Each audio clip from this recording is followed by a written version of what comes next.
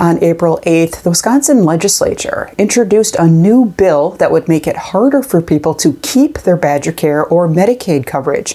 It's Assembly Bill 163, and it would add new hoops and hurdles to the BadgerCare and Medicaid renewal process.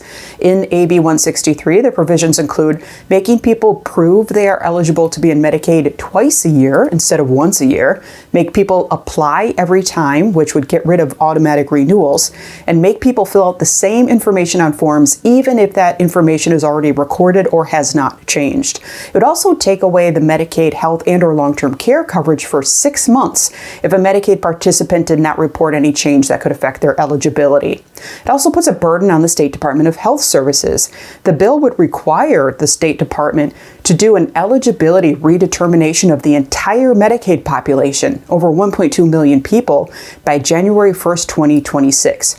Advocates for seniors and people with disabilities are concerned about this bill. They said, first of all, Wisconsin already has a rigorous process to ensure all people who apply or renew their Medicaid prove that they are eligible for the program. They said the problem is that elected officials just aren't aware of those steps.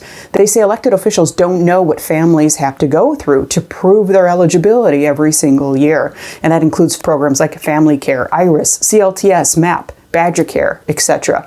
They also worry about the timing. They said this conversation is happening while nationally Medicaid is under threat. So what's next? A public hearing on the bill is scheduled for the morning of April 10th, but advocates say you can reach out to your elected official at any time to discuss this bill or other issues of importance. And in the description below, we remind you of how to find your elected official.